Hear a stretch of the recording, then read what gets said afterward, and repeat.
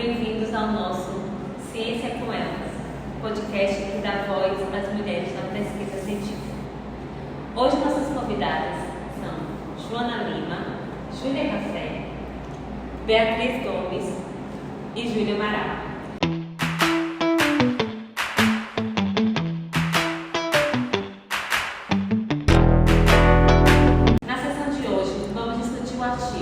Avaliação da participação de mulheres brasileiras no CNPq na área de pesquisa médica.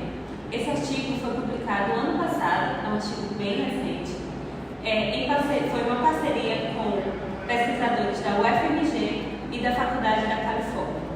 Trata-se de um artigo quantitativo de corte transversal e ele avaliou o banco de dados do CNPq, que é o Centro Nacional de Desenvolvimento e Pesquisas, de Desenvolvimento Científico e Pesquisas, e ele fez um recorte entre bolsistas mulheres de 2018 a 2022. O dado é composto por 541 pesquisadores, e desses, apenas 39% eram mulheres. Esse dado, ele retrata bem a subrepresentatividade das mulheres no cenário da pesquisa científica. Então, hoje a gente vai discutir o impacto da presença dessas mulheres, os pontos fracos que ainda precisam ser melhorados, né? E a importância da representatividade da mulher no cenário científico do país.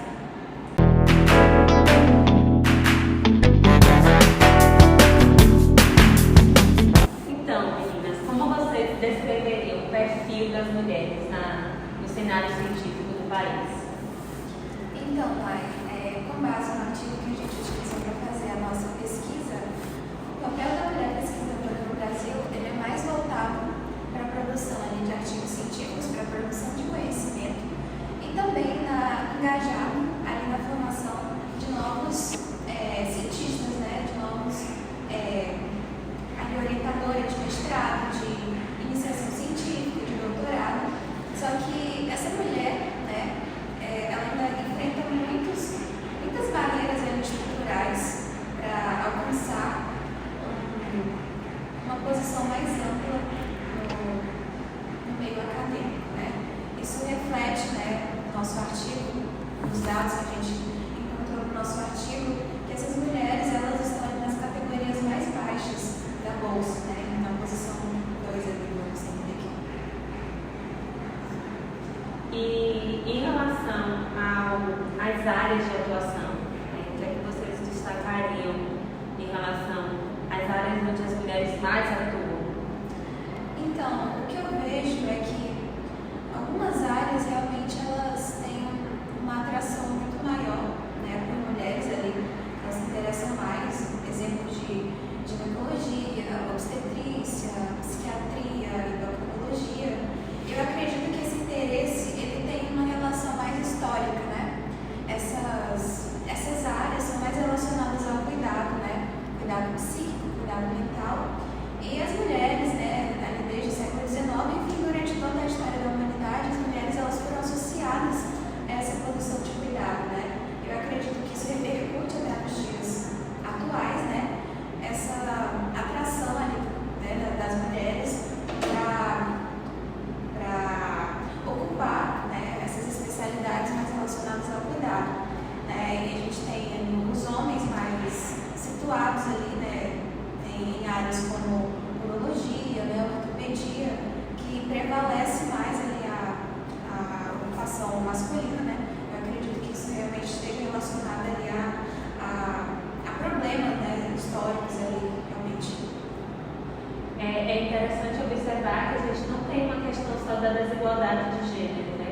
A desigualdade de gênero é uma parte de um todo, né, de questões muito maiores. Então, as mulheres, além de ter essa desigualdade de gênero na pesquisa como um todo, quando a gente vai para as subdivisões da pesquisa, a gente ainda assim encontra uma subrepresentatividade das mulheres.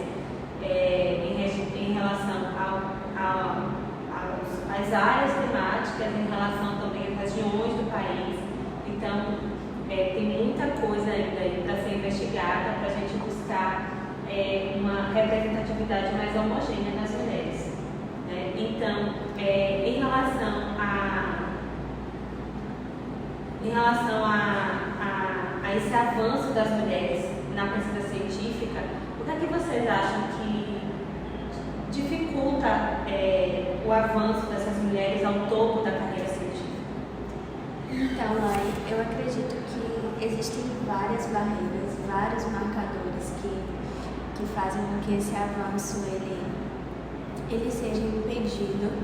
E aí a Jo trouxe a questão das categorias, né? Então tem a categoria A1, A2, a maioria das mulheres, 63% estão na A2, né? Então elas publicam menos. Para ser A1 você tem que publicar 300 artigos por ano. Então assim, por ano não, né? No total, no caso, né? Para você estar ali naquela categoria durante a carreira.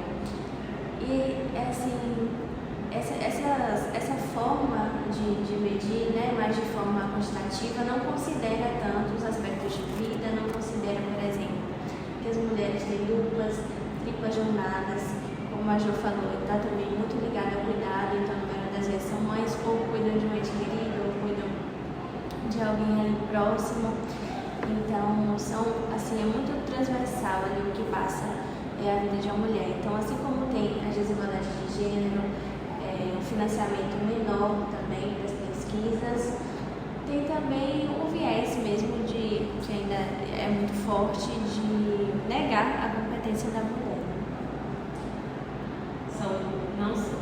São questões sociais que impactam muito na representatividade feminina, né, no cenário científico do país. Né? Então são questões que precisam ainda ser revistas desde a raiz do problema. E em relação à importância das pesquisadoras na formação de recursos humanos, o que é que vocês acham sobre isso? Como já falou, as pesquisadoras têm um papel essencial na formação de novos cientistas. Tanto que das mulheres analisadas na pesquisa que a gente está abordando hoje, 211 pesquisadoras ajudaram na formação de 12 mil pesquisadores. Então, elas estão ali desde orientação na coisa científica, desde iniciação científica até mestrado, doutorado. Então, além de realmente participar da formação de ciência robusta na publicação de projetos, elas também corroboram com a formação de uma nova geração de cientistas, fora o papel representativo também, né, de mulheres na ciência para as meninas mais novas que querem entrar nessa área acadêmica. Eu achei muito interessante como o artigo discute detalhes do processo de produção científica, né? Algo que vai até muito além do que a gente que está estudando e que às vezes fica mais restrito à nossa área de atuação. Então, esse artigo ele traz um olhar mais ampliado sobre as questões de pesquisa, sobre as mulheres e ele pesquisa sobre a atuação das mulheres nas pesquisas científicas do Brasil. Então, um dado muito interessante é a distribuição geográfica em relação às pesquisadoras do país. Né? O que é que vocês acham sobre o que é que vocês acharam sobre essas questões que nós tivemos? Então, hoje no Brasil, na parte do Sudeste, a gente tem 70% das mulheres que são pesquisadoras. Né? E essa concentração ela vem pelos fatores históricos, estruturais, econômico e político.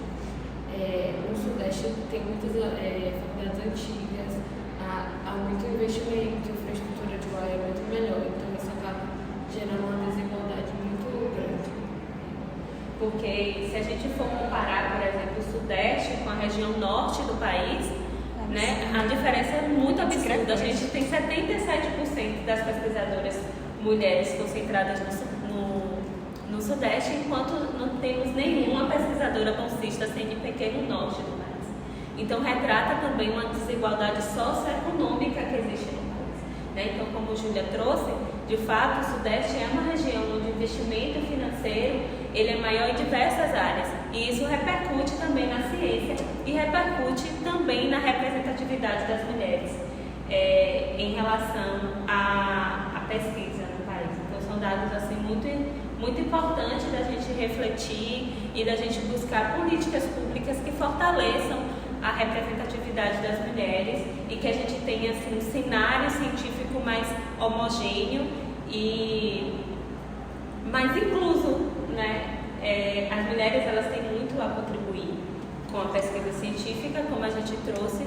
As mulheres elas são maioria em muitas regiões, a maioria das alunas, tanto de graduação quanto de pós-graduação, elas são mulheres. E por que quando a gente vai para o cenário científico, esses dados eles não são tão representativos assim, se temos tantas estudantes mulheres, né?